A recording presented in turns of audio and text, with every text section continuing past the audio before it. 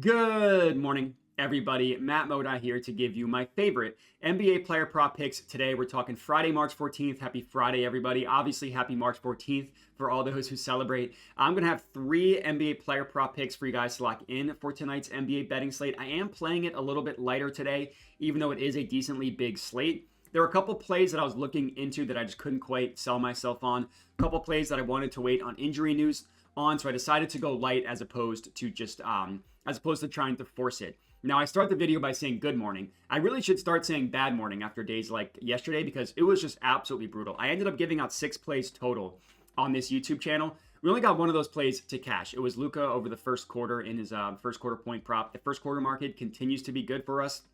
The first bet of the night was that Luka one that ended up cashing. Everything else after that lost. And some of them didn't even come close. Giannis 30 plus points. I think he had like 6 points at halftime. Malik Beasley 15 plus points. I thought that one had some legs. He had 8 points at halftime. I think he ended the game with 8 points. Wendell Carter Jr., that was another bad bet. A couple bad beats as well. Cam Thomas scored 24 points. We had him 25 plus.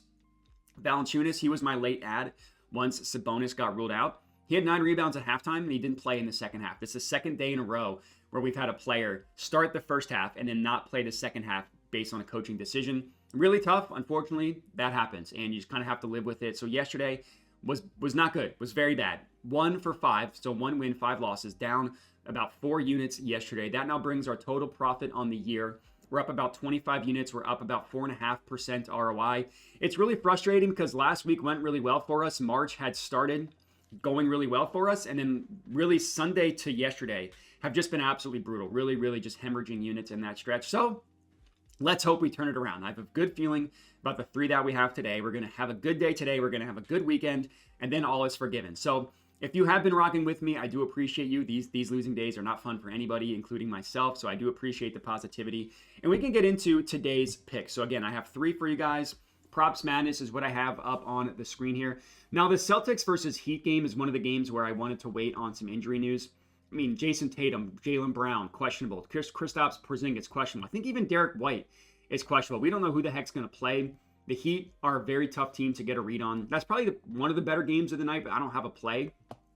I do have a play in this Clippers-Hawks, and I went with one of our favorite guys to bet. I went with Trae Young.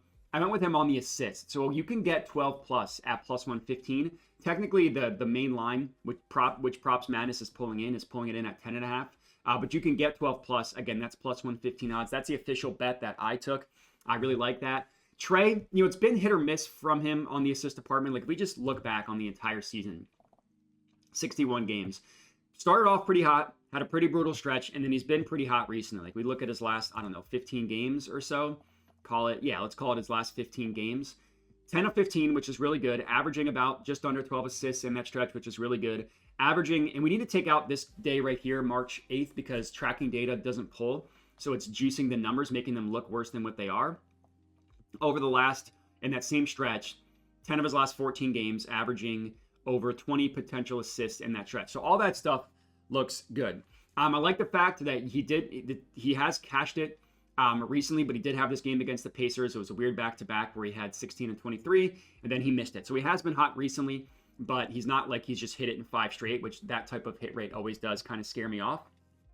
And the matchup is really good. The Clippers have been a team. They're a good defense, but they've quietly been getting smoked by point guard assist props. This is specifically guys with the same playmaking style as Trae Young. 6 of 9, that's very nice, have hit their over against the Clippers. And you look at the names, Cade Cunningham cashed it. Luka missed it in 1, cashed it in the other. And then Cade hit in 1, missed it in the other. Halliburton cashed it in 2 straight games.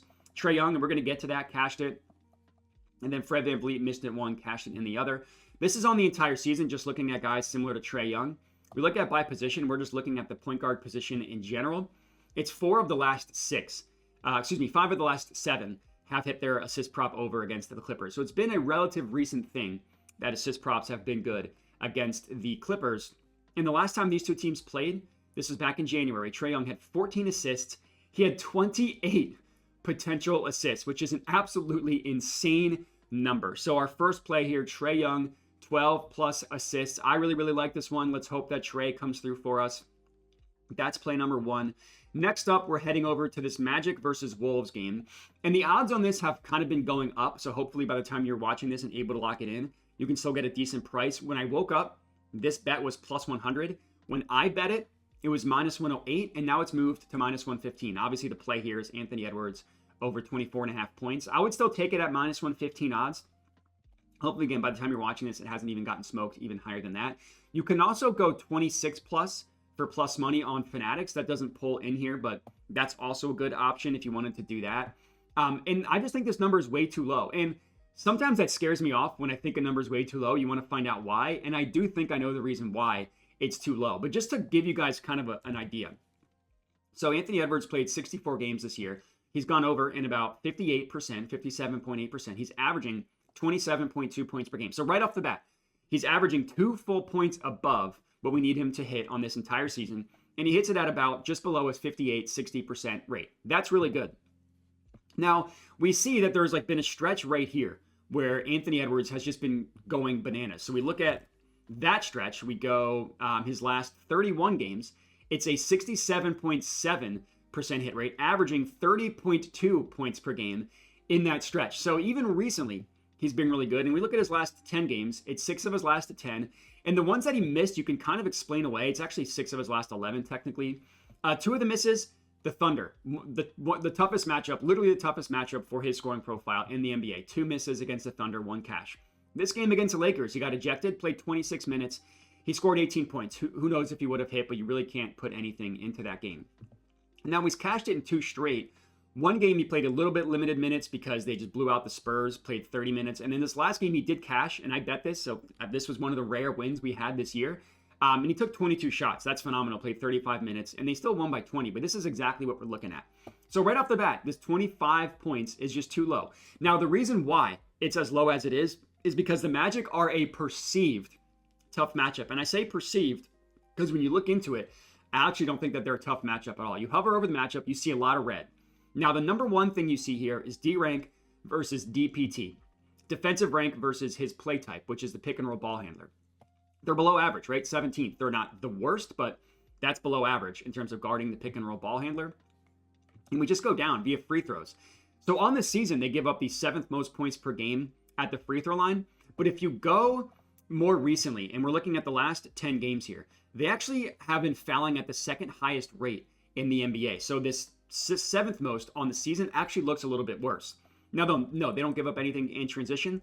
They give up the 10th most points per game via isolation. And we see the shot zone here. We see 50% of his points come from the above the break 3, and they allow the fewest above the break 3-pointers in the entire NBA. Also a misleading stat specifically for Anthony Edwards. The reason why the Magic don't give up anything from the above the break, they don't give up any catch and shoot. And the majority of above the break shots are catch and shoot 3-pointers. So we go back to NBA.com. We go to opponent shooting. We look at general. So we're going to start with catch and shoot, right? Frequency. The Magic allow the 2nd lowest frequency of shots against them are catch and shoot in general.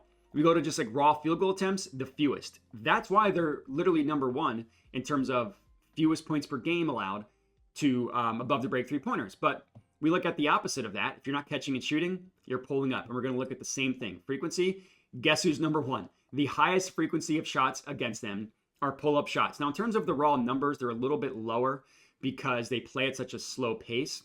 But in terms of frequency, literally the highest. So they allow the highest frequency of shots against them are pull-ups. Anthony Edwards scores the most points in the entire NBA via the pull-up at 12.9. And you want to look even recently, and we know he's been cooking. Or sorry, that number was 11.9, by the way. Technically, a couple players score more than him. Shai Gilgeous-Alexander, Jalen Brunson, and Tyrese Halliburton. But still 4th most, and still a really good number at 10.9. So the matchup is way better than you would expect, as evidenced by this right here. 9 of 14 players, 64%, with a similar profile to Anthony Edwards, have hit their over against the Orlando Magic. And you look at the names, it's exactly who you think of when you think of guys like Anthony Edwards. Guys who can pull up from deep, who can run a lot of pick and roll. Dame. Trae Young cashed it in 1, missed it in the other. Dame. Maxey cashed in 1, missed it in a couple. Now, Ant did miss it in his first start against them, so that is something, again, that is a negative for Anthony Edwards. But again, 9 of 14 looks really good. It's 9 of 13 non Anthony Edwards, guys, and I like the fact that it's 2 since the All-Star break. So there's kind of like post All-Star break and pre All-Star break if you want to look at them differently. But post All-Star break, both guys, similar to Anthony Edwards, have hit their point prop over against the Magic. So I just think that this number is too low, and I think it's too low because, this is a really tough matchup. You want to take the under. But for guys specific to Anthony Edwards, it's not a tough matchup. You want to take the under on Julius Randle? Sure, by all means. I'm not going to blame you for that. That one looks a lot better. Obviously, it's a lower number and you're paying worse odds. But that makes sense to me. So this is our second play, Anthony Edwards over 24.5 points. And then our third and final official pick of the video, and I'll go through some leans that I liked as well, because this is going to be a little bit of a shorter video. I went with Devin Booker, and I took him on the assists. Now you can get, and this is the exact bet, so over 6.5 assists, plus 100 odds at DraftKings. This is the exact bet that I took, and I really, really like this one. I mean, I really like all three plays that I have today. So if we have another bad day today, I'm just going to be very frustrated because I really, really like what we have. So Devin Booker, one of my favorite types of bets. He's missed this in 4 of his last 6 games. You look into those games, we see 11 potential assists, and we're only looking at the losses. 11 potential assists, 16, and 13. All right, so let's look this year just in general. How many times has he had 11 potential assists, and how many times in those games has he not gotten at least 7 assists? So we're just looking at the entire season here. 65.9% hit rate when he's had at least 11 potential assists. Now, 31 is obviously an outlier. He's not going to have 31 potential assists. I can guarantee you that. So let's just look, okay, between 11 and 20. Much more reasonable number. Well, guess what? That's a 63% hit rate, 24 of 38 games. All right, if 20 is too high, let's go between 11 and 18, a 60% hit rate. 18 is too high, let's go between 11 and 16. Now we're starting to get a little bit into what's the more realistic numbers. So we'll go between like 11 and 15 because that's probably what he's most realistically going to get. It's a 54.2% hit rate, limiting him to 11 and 15 potential assists. So this recent stretch where he's gone 3 straight with between that number without getting 7 assists, that's an outlier, right? That's not something that I foresee continuing game over game. Now we look at the assist map, right? And this isn't perfect because you want to know like how are these assists coming from. What I do know is that the Kings try really, really hard to get the ball out of the hands of the guy who has the ball. Like Devin Booker, they don't want him to beat him from a scoring perspective. They want him let someone else beat them. So they give up the second fewest points in the restricted area, or I should say the second fewest assists in the restricted area. Well, guess what? That's not really where a lot of Devin Booker's assists come from. It's like his second lowest in terms of, I guess technically it's tied with the corner 3 for his second lowest in terms of where his assists come from. The above the break 3, they allow the 5th most. And we look at guys similar to Devin Booker, 7 of 8 have hit their assist prop over. Now, again, this goes back to the entire season. You want to look at since the All-Star break, it's 9 of 15, and it's like 10 of the last 12 if you add up since this Mavericks game right here. So new coaching staff for the Kings, it hasn't mattered. They still have been a really good matchup for point guard assist props. And we want to go to the head-to-head. So he cashed it and won 12 assists on 24 potential assists. Now that game went into overtime, but still, 24 potential assists is crazy. Now, yes, he missed in this game. Look how many potential assists he had, 16. So all these potential assists not converting to actual assists, it's just not something that's going to continue game over game.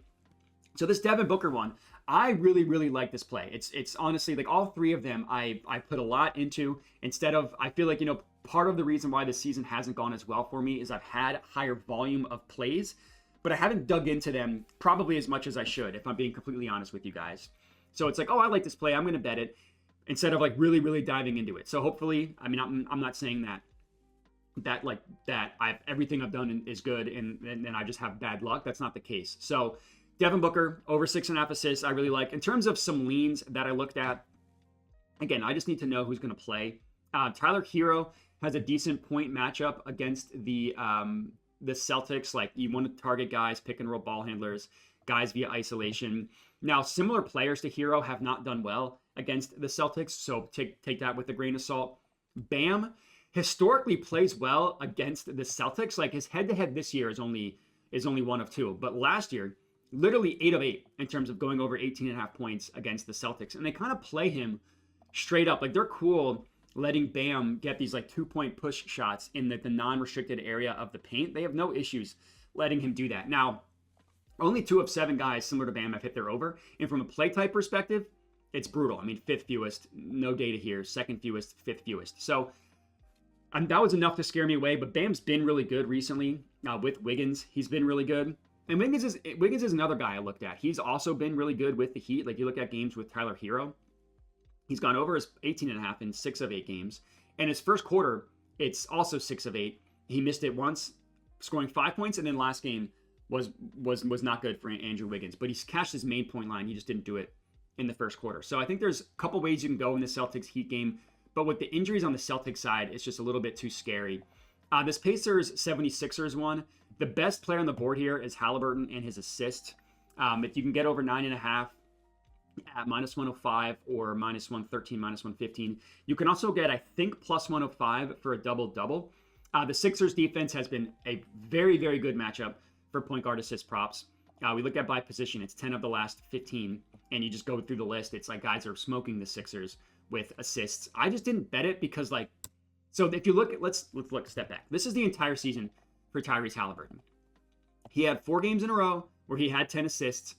He had, and then he had 3-game stretch here, and then that's it. Everything else, he's been really, really bad. He missed it in like 15 straight games here.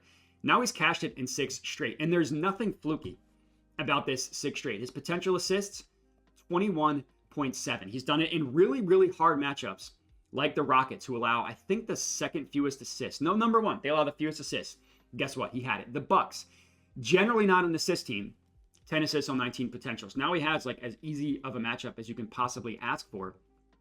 I just see this hitting in 6 straight games, and I get scared off of that because eventually regression is going to come. And if he goes on a 10-game stretch where he does it, so be it. I won't be a part of that. But I don't hate that look. I talked about Clippers, Hawks, and Magic, Wolves.